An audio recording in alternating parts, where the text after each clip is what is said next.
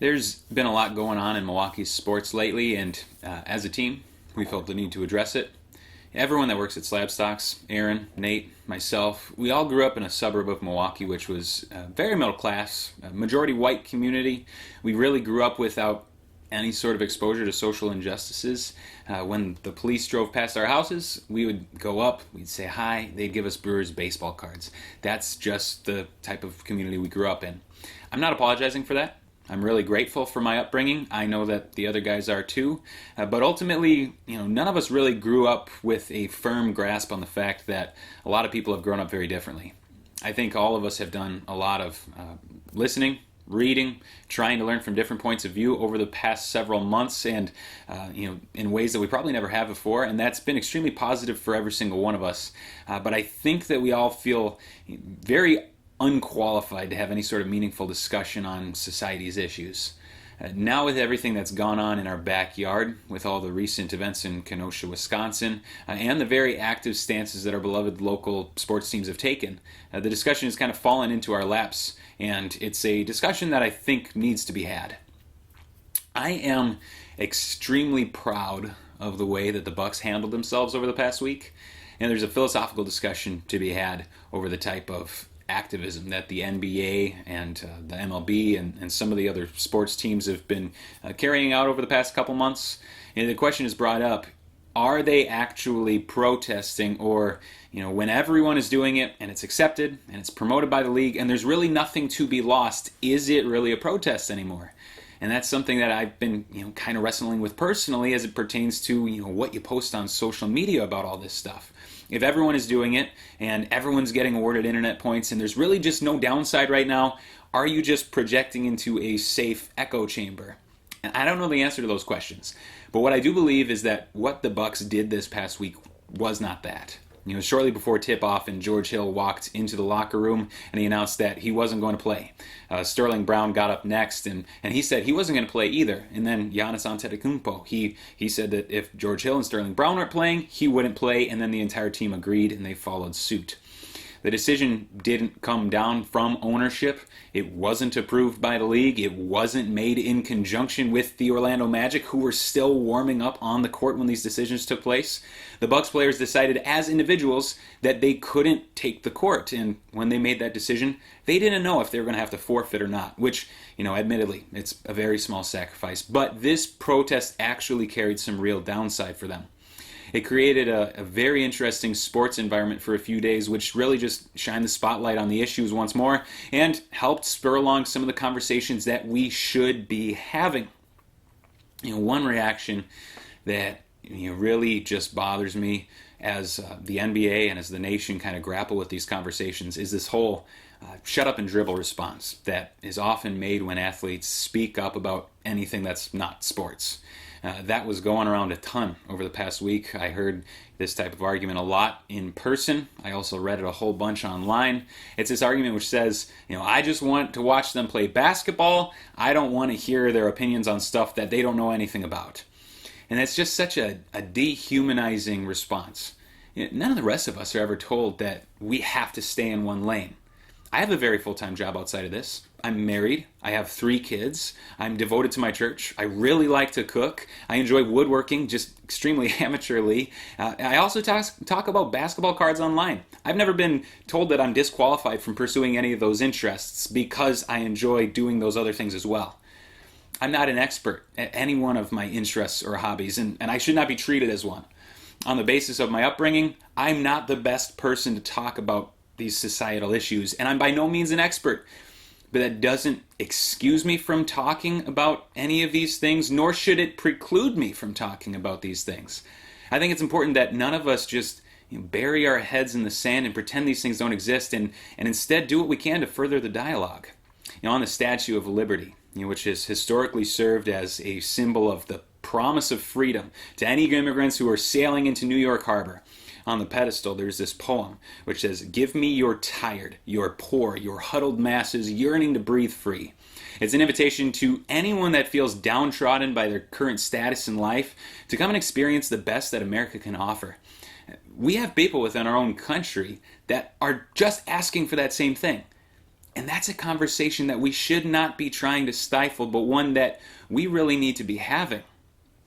Over here at SlabStox, our philosophy has always been, we want to make sports card investing accessible to everyone.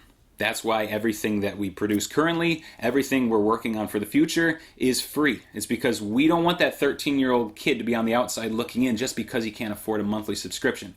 And we don't want only people that look like us to feel comfortable consuming our content either.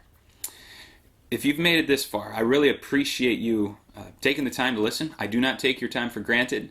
If you want to continue this conversation with me, if you disagree with me, if you want to share anything at all, please feel free to DM me on Instagram. I usually try not to read any of the comments on my videos, but I do respond to direct messages that are sent my way on Instagram. That's because I really just prefer to have these discussions in a more personal way. So I would encourage you, please reach out. Even if you don't like anything I've said so far, I would welcome your thoughts. My Instagram handle is @SlabStoxSam. Again, thanks for listening, and Sam dunks in a minute.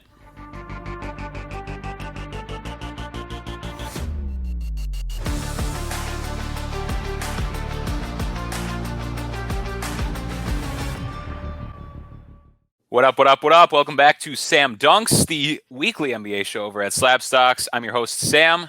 Please follow us on Instagram and on Twitter @SlabStox, and then click that little red subscribe button here on YouTube as well. We'd love to have you along. I am joined today by Aaron, my boss, the leader of SlabStox. We're going to be talking about buying the dip, something we've been seeing lately as some of these really exciting young players been getting bounced from the bubble. We've been seeing kind of the reverse action going on as we saw all throughout the bubble, where we just had these astronomical price gains. Aaron, what have you been noticing just tracking some of these exciting young players? Well, it's crazy because when you watch these games and you see Lillard and Luka and all those guys just going off, and the prices are just keep on going up. There's no slowing down. I mean, we saw Lillard climb all the way up to $3,000, and that's huge because that card was $250, 4 months ago. What's happening here is we see these dudes get eliminated from the bubble. It has nothing to do with what they did. Lillard and Luka both had two of the best showings in the bubble, and their prices have dropped significantly since then. Lillard coming down, and I know that you've seen this too, $3,000 to $1,500. I know you have the exact numbers, so tell us the exact numbers and exact days. Yeah, and on August 18th, it was just over 3,000. I think it was 3,100. 1,535 was the most recent. Yeah, so 2 weeks, 50% drop, and nothing changed about who he is or what he is as a player.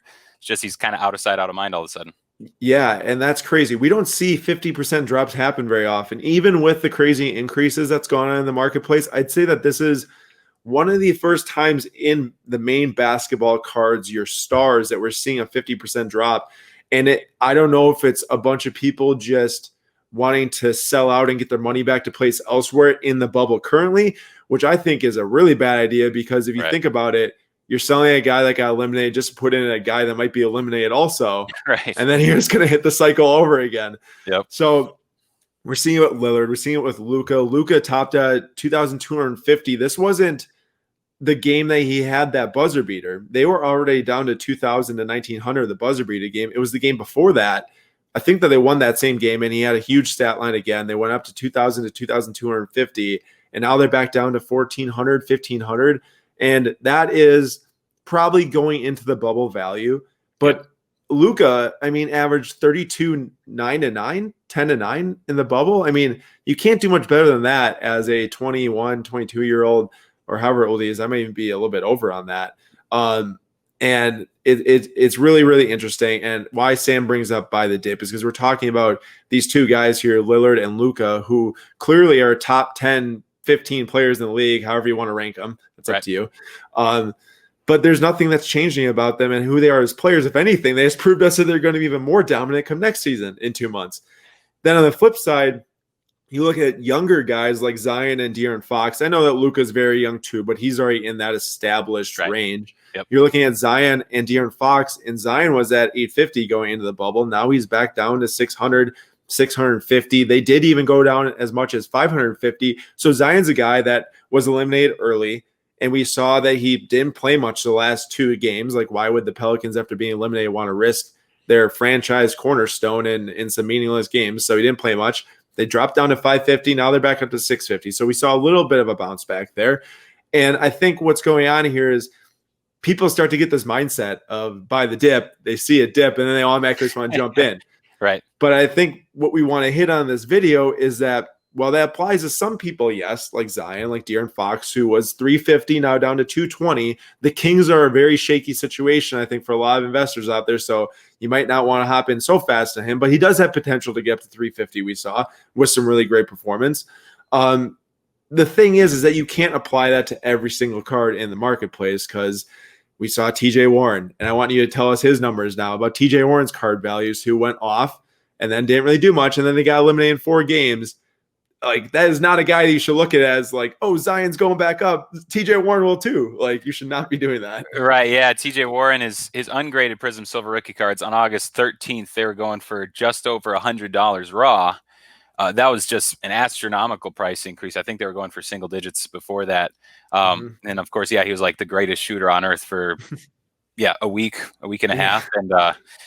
And a lot of people were freaking out. Of course, they were missing half their players. You know, Sabonis is going to come back next year. I don't think they had Brogdon playing at the time. They didn't have Oladipo playing at the time. So a ton of stuff is changing on him. Now he's going for, the last auction went for, or the last accepted offer went at $26. I think TJ Warren proved a lot about who he is as a player and what type of role he can play moving forward with the Pacers. But, you know, you see a 74% decrease on his card prices over 2 weeks. It's like, oh, sale prices, clearance sale, except for he's never going to have a 1 week, week and a half, or 4 game period like he just did. Probably not going to be in a bubble situation like that where all the eyes of all the sports world were focused in on him. He was the hot thing. He was the story. It's like, wow, what is TJ Warren going to do next? You know, that's just never going to happen again. So yeah, it's 74% markdown, but $26, that's probably still, probably long-term what he's looking at. And, I appreciate you said, not everything's equal. I know I was talking with last week on my interview with Summertime Cards. After we finished recording, he said, "You think we maybe talked up Luka a little bit too much?" I said, "Well, what do you mean?" And he said, "Well, we should have said that you probably shouldn't be buying him right now." I was like, "Oh yeah," because I was focusing on the long term. I was like, what he's proving right now is that next year, year after that, we're top 5 player. Probable MVP over the next couple of seasons. Sky's the limit for him. But he brought up a good point. I wish we brought it up in the video. Now is not the time to be buying him. Obviously, right now, he just got eliminated last night as of this discussion. Really not the best time. He's probably going to be dropping. But as he drops, what's changed about him? The only thing that changed is he was playing basketball 2 days ago. Now he's not. He still looks like easily top 3 player over the next decade. He's still one of the best scorers we've seen, one of the most just naturally gifted players in the league, definitely probably going to be an MVP. And so, if we see that drop off really just on the basis of no news at all, good buying opportunity. Yeah, I totally agree with that. I think with Luka particularly, we're seeing one of the highest population PSA 10 base rookies in Luka. Yeah. I mean, it's worth the most. It's got the highest market cap when you consider how many PSA 10s are out there and the value of the card, which is why, like, comparing Giannis to Luka, you might say, oh, Giannis is like 6K or 5.5. Luka's 2,000. That makes no sense. But then you compare it and it's really like, well, Giannis is a much better buy with how many are in existence compared to the Luka, right, especially considering where the Bucks are positioned versus the Mavericks. But easily, this is really easy to understand here, because if you look at Luka's cards and you look at the rare stuff, you're not seeing these 2,200 to 1,400 percentage drops. You're seeing way less of that or none at all. This is just clearly buyers had PSA 10 base rookies. A lot of them, they either already had profit or they had some to where they want to sell them, even if it's less profit than they could have made 2 days ago. They still want to get that profit out, so they're willing to go down to 1,100. And then on the flip side, there's just not enough demand because nothing can happen in the next 2 months other than hype building after the bubble, which I believe will happen. I mean, we saw that Luka could have hit 2,200 now with the amount of people in the marketplace. marketplace is growing constantly daily. I'd say that over the last 2 months, we saw one of the biggest growths in the marketplace over the last 2 months, which probably will not be duplicated over these next 2 months, but I still think it'll be high. And it should continue to carry that card along with the rest of Luka's cards into next season. I mean, think about it. They're going to have preseason articles coming out with the Mavericks probably ranked even higher this upcoming season than this past season. They're going to have Luka in the top 3 MVP conversation with Giannis and LeBron or Harden or Davis, whoever you want to interchange. And there's going to be, like you just said, nothing different except more hype. And do I know what the bottom is? I don't. Maybe so many people want to sell them that goes down to 1,200. Who knows? It's at 1,450 right now, 1,500. Buy it nows are going to hit between that. Auctions are probably 1,600. Excuse me. So I can't predict when the bomb's going to be. I can only say that we can forecast, especially long-term, like Sam said. That's the easiest thing to forecast is long-term. We cannot predict Jamal Murray dropping 3 50-point games in a row or 50, 42, and 50. Pretty safe to say that Luka should continue to get eyes on him going into next season for sure. Yeah, I'm glad you brought up Jamal Murray because I think right now we're seeing a very real leap from two players that are still playing. I think tomorrow night's probably Game 7 for the Jazz Nuggets. It's Monday right now, so Tuesday tomorrow when you're watching this. And Jamal Murray and Donovan Mitchell, both those dudes, they have just taken a leap. You see once the playoffs are started, once the bubble started, and all of a sudden we had just a ton of focus on these guys' games, and it's just this high pressure situation. We saw a guy like Lonzo Ball who stepped into that high pressure situation in the bubble where they absolutely needed to win, and the dude just disappeared. But then you see Donovan Mitchell, you see Jamal Murray. Donovan Mitchell, who we always knew could score like this. Jamal Murray, who we thought could score like this, but he'd never really taken that leap, and it was like, when's he going to take the leap? Is it going to happen next season? Well, he said no, it's going to be right now. And both those dudes, I don't think they're going to be averaging 44 points a game or whatever next season, but they've clearly jumped themselves up a whole category of NBA player. And so I think those are two good guys to be evaluating over the next couple of weeks when inevitably both those dudes are bounced, just like Luka, but they're pretty high up there in the upper echelon of NBA players, top 20 type of players. And so once they start dropping, look at that as a good buying opportunity. How do you know when to pull the trigger on a dip? Yeah, that's the super hard thing because two things you have to consider here is that one of the two are going to be eliminated tomorrow night. Jamal Murray or Donovan Mitchell. Chances are a lot of people watching this either have Donovan Mitchell cards or some Jamal Murray cards just because, basketball investors are going into those two guards. And you're looking at Prism-based PSA 10s of Mitchell at $500. And they were not even close to that for this entire season. It was really like people knew about Donovan Mitchell, people knew about the Jazz, but were they really going to be contending towards the end here? Was Donovan Mitchell really going to be scoring over 30 a game? We knew he's a really good mid-20s a game scorer, low 20s, but over 40 a game in this series now. We didn't know that obviously, so they go up to 500. And this is, I can almost guarantee you that if the Jazz are eliminated tomorrow night, which who knows if that's going to happen, that the Donovan Mitchell PSA 10 Prism base are going to go down or going to go from around 500 to probably around 350 or so. Right. And there's just nothing that, we can do about it as sports fans watching. If you want, you can probably go online right now and who knows, maybe it's a little bit too late to do that and sell a Donovan Mitchell if you want. But then you also err on the side of if he drops 40 again, who's to say they aren't 700 and they move on to the next series. So there's never a right answer when it comes to what should you do right now in the short term. When we're talking about looking at the next 2 to 3 to 4 weeks, what you should be doing, I think you have to be okay with not buying at the very bottom dollar. If you want to do this properly, you cannot sit there and wait for it to hit the very bottom dollar. Otherwise, you're just not going to time it right. Barely anyone can ever time a peak, just like barely anyone can time a dip or a low point. Right. I think you just got to understand where you're comfortable buying, what the top end peak was, Donovan Mitchell 500. If you see 375, 350, I'd be pretty happy about going back in at that, knowing that Donovan Mitchell, hopefully continues not 40 a game, but maybe 25, 26, 27 a game next year. And he really is that alpha dog on this Jazz team who could be top 4 next year. And there's just so many aspects to it. You have to be in your comfort zone, first of all. Second off, don't wait for the bomb because you're just going to miss out on the entire thing if you do that. And then thirdly is just don't be pressed. And this also goes with the comfort zone. Don't be pressed into buying a card if you don't think that you can, get in cheap enough or whatever. I don't exactly know what I'm trying to say. I'm just trying to say don't do anything that you're not comfortable with, because then you end up making mistakes. It happens all the time. Yeah, thinking about trying to find the bottom when the I'm shifting from cards to actual stocks. I like to invest in index trackers, so like the S&P 500 index.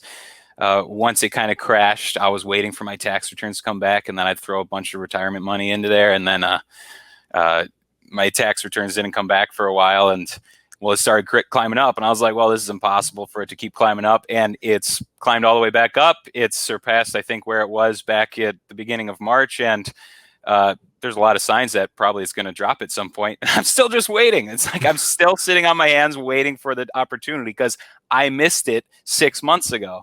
And so, yeah, if you're just trying to guarantee that you're always getting the most bang for your buck, hitting the bottom, selling at the top, you're never going to get there. You're going to be paralyzed with fear.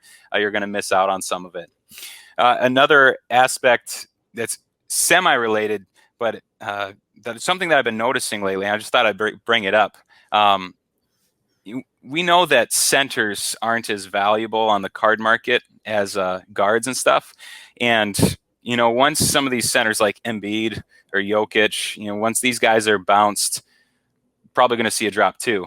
But, you just notice, you think about like the elite centers in the league right now. It's like Karl Towns, Jokic, Embiid, Rudy Gobert.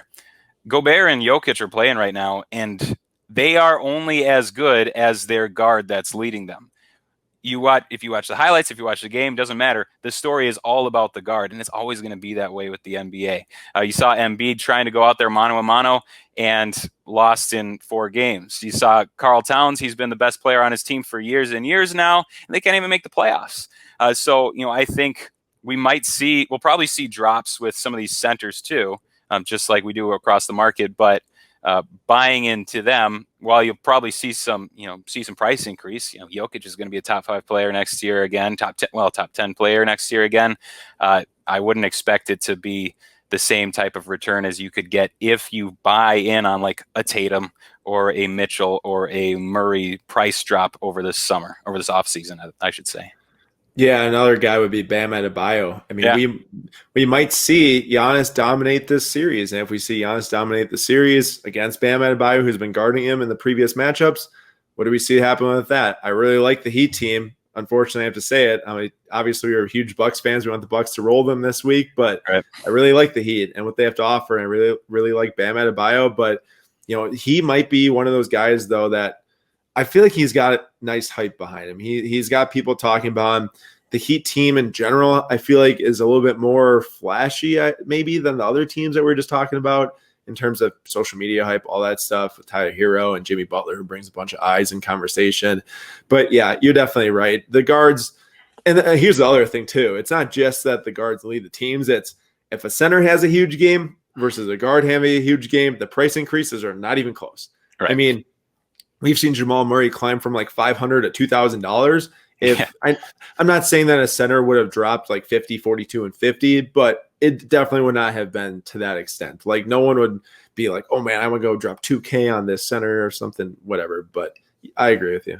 Well, even if they did, in the current iteration of the NBA, probably wouldn't be enough to get a team over the hump. It's like the probable starting centers in the championship round are going to be, Ivica Zubac or Dwight Howard or whoever's always starting for the Lakers, or Brooke Lopez, or Montrezl Harrell, or so it's like it's not these superstar guys that try and carry the teams, and so I think the best bang for your buck is elsewhere, but you could probably get some value out of the center too. It's just not going to be as flashy. Totally agree. All right, well, thanks, Aaron, for the discussion today. This is probably not the best time to be buying a lot of these guys. But, over the next couple of weeks, you might be seeing a really good opportunity to be buying guys. So have your money ready. Watch as guys drop out of the playoffs as we move on from them. Check out their market if they've dropped, substantially. and you know what they're going to do next year, or you have a good guess, maybe buy it. One more thing I want to add. While we just talked this entire time about guys getting eliminated and their prices dropping, the exact same thing is going to happen on the flip side. LeBron, Giannis, Kawhi, whoever wins the title, it's going to get crazy. Yeah. Just saying Kawhi, that. Right. Kawhi, if he goes third championship with third team, nuts. Giannis gets his first championship, and there's a lot of narrative with the Bucks. Walk out the other week. There'll be connections between Giannis and Kobe. That'll drive it wild. You'll have the LeBron if he wins his first championship with the Lakers, and it's the Kobe championship also after Kobe's passing this year. There's just a whole ton of all those guys are primed to make a big rise, and for good reason. They're all extremely special players, and really with those guys, we probably wouldn't see a huge drop off either. There's not that fluctuation with top three guys. They're all undoubtedly top three players right now, and so I wouldn't be. You probably can't just wait. With those guys, if you have enough money to be buying their cards, I think you just bite the bullet and go with one of them and hope your horse wins. Yep, agree for sure. All right. Well, thank you all for listening. Fun discussion, and we'll see you again next week.